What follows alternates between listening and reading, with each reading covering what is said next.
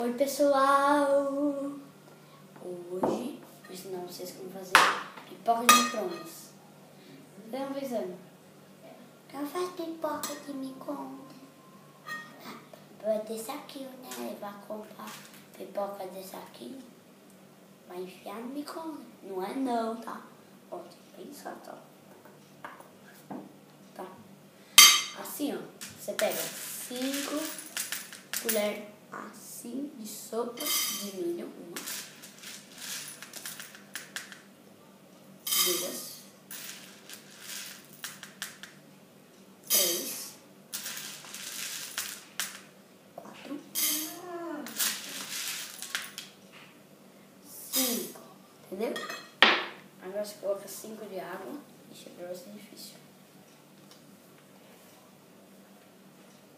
1, uva. 2, 3, 4, 5. Prontinho. Agora vocês colocam. Agora você mistura um pouco, depois você vai misturar outra vez, tá? Uma colherzinha desse tamanho de café de sal, tá? Mistura bem. Colher, tá?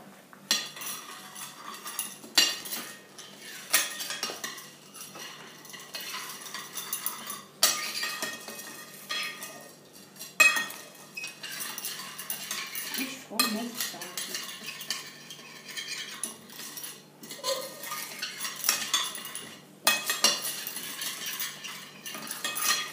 Prontinho. Tá aqui.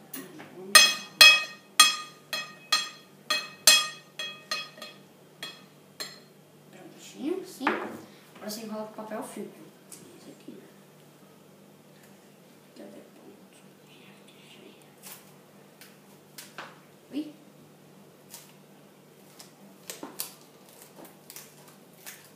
Ixi, que difícil. Que difícil. Ixi, que difícil. Meu Deus do céu. Meu Deus do céu. Prontinho. Prontinho, raladinho.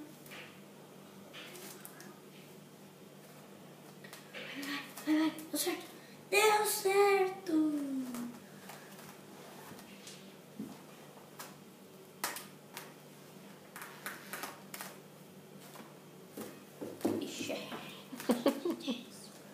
Ai, nossa, tô muito fraco, gente. Sério.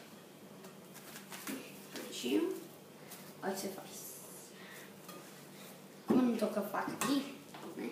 Você faz assim, 5 furos. Não sei como você tenta, né?